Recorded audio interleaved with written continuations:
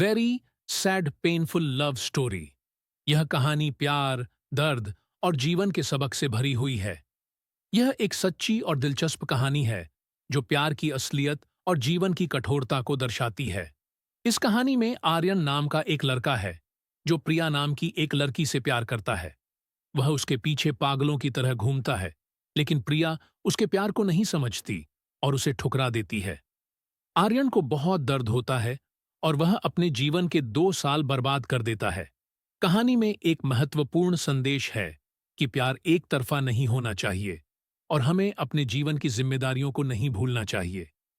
यह कहानी उन लोगों के लिए एक सबक है जो प्यार में पागल होकर अपने जीवन को बर्बाद कर देते हैं। आप इस कहानी को एंड तक जरूर सुनना।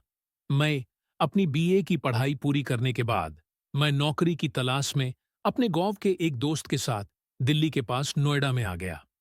मैं जल्द ही मल्टीनेशनल कंपनी में कंप्यूटर ऑपरेटर के पद नौकरी कर ली। फिर एक कमरा किराए पर लेकर रहने लगा। जिस मकान में रहता था वह 3 मंजिल मकान का था और मैं सबसे ऊपर वाली मंजिल पर रहता था। एक दिन जब मैं छत पर गया और इधर उधर टहलने लगा, तभी मेरी अचानक नजर बगल वाले छत पर गई तो देखा एक लड़की हमें बड़े प्यार से देख रही है। मैं भी उसे देखने लगा। थोड़ी देर बाद वो मुस्कुराकर चली गई। मुझे ऐसा लगा कि शायद वो मुझे लाइक कर रही हैं। पता नहीं क्यों उस लड़की को बार बार देखने को मन करता। फिर मैं हर दिन उसे देखने के लिए मैं अपने छत पर जाया करता था। वो भी मुझे देखने के लिए आया करती थी। ऐसे ही ये सिलसिला 6 महीनों तक चलता रहा। वो बीएसएससी कर रही थी और साथ में कंप्यूटर कोर्स कर रही थी।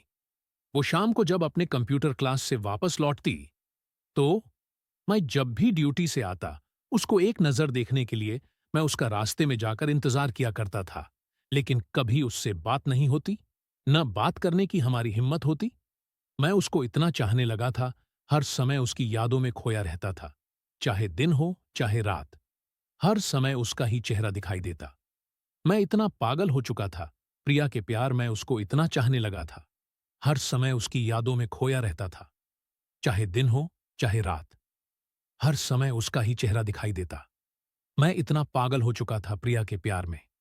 मैं अपना कंपनी में ठीक तरह से कार्य भी नहीं कर पा रहा था और हर दिन मैं अपने बॉस की डांट खाता था और मुझे हर रोज नौकरी से निकलने की धमकी देते थे। न जाने मुझे कौन सा रोग लग गया था। मैं लेकिन अब तक अपने दिल की बात प्रिया से नहीं कह पाया था। ऐसा करते मुझे 2 साल बीत चुके थे और अब तक अपने प्यार का इजहार भी नहीं कर पाया था। प्यार भी करता था और कहने से भी डरता था। कितना पागल था मैं। प्रिया ये बात जानती थी कि मैं उसे लाइक करता हूं और प्यार भी करता हूं। एक दिन अचानक मुझे प्रिया मंदिर में बुलाई। मुझे लगा कि शायद वो मुझे कुछ कहना चाहती थी जो मैं कहना चाहता हूं। आज मैं भी सोच रहा था कि आज अपने दिल की बात कह ही देता हूं। मौका अच्छा है। फिर मैं पहल से ही मंदिर में जाकर प्रिया का इंतजार करने लगा। फिर थोड़ी देर बाद प्रिया आई तो मैं प्रिया को देखकर बहुत खुश हुआ। जब प्रिया मेरे पास आई और कही, हाय आर्यन, कैसे हो? मैं अच्छा हूं, आप कैसी हैं? प्रिया बोली, ठीक हूं। फिर प्रिया मेरे से बोली, आर्यन, मैं आपसे ये जानने के लिए आपको बुलाई हूं कि मैं देख रही हूं कि आप 2 सालों से मेरे पीछे पीछे घूम रहे हैं। आर्यन, क्या आप ये जानते हैं कि मैं आपसे प्यार नहीं करती हूं? प्रिया मेरे से इतना कहते ही मैं बिल्कुल मायूस हो गया और सोच में पड़ गया। थोड़ी देर बाद मैं प्रिया से बोला, मैं नहीं जानता था कि सांझी जी की आप मुझसे प्यार नहीं करती हैं, लेकिन मैं आपसे बहुत प्यार करता था और करता हूं। लव यू प्रिया। इतना कहते ही प्रिया मेरे से कहने लगी, प्यार एक तरफ से नहीं होता आर्यन, प्यार दोनों तरफ से होता है। क्यों अपना फ्यूचर मेरे पीछे बर्बाद कर रहे हो? मैं प्रिया, मैं आपसे प्यार करता हूं और आप फ्यूचर की बात कर रही हो। मैं तो आपके बिना जी नहीं पा रहा हूं। हर पल आपकी यादों में खोया रहता हूं। प्रिया, आर्यन, मैं आपसे प्यार नहीं करती। मैं सिर्फ अपने फ्यूचर से प्यार करती हूं। आज के बाद मेरे पीछे मत घूमना, नहीं तो आर्यन आपके लिए अच्छा नहीं होगा। मैं प्रिया, क्या मेरा प्यार दिल लगी तक रह जाएगा? प्रिया, हाय आर्यन, वेरी सॉरी, अपना ख्याल रखना। इतना कहकर वो चली गई और मैं करता भी तो क्या करता। बड़े दुख के साथ रोता हुआ अपने रूम पर चला आया। अभी तक मेरी जिंदगी में इतना बड़ा दर्द कभी नहीं मिला था।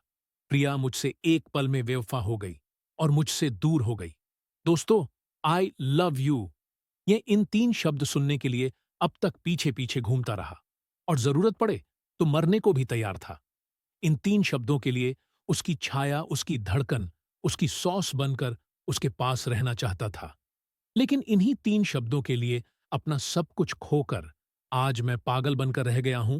मां के पेट में लड़का है या लड़की, ये जानने के लिए 10 महीने काफी होते हैं, मगर उसके दिल में क्या था, यह जानने के लिए मुझे 2 साल लग गए। मगर गलती प्रिया की नहीं, मेरी है। लड़की के दिल में प्यार है या नहीं, ये जानने के लिए 1 घंटे, 1 दिन, 1 साल काफी होते हैं। लेकिन मैं 2 सालों से उसके पीछे पीछे घूमता रहा।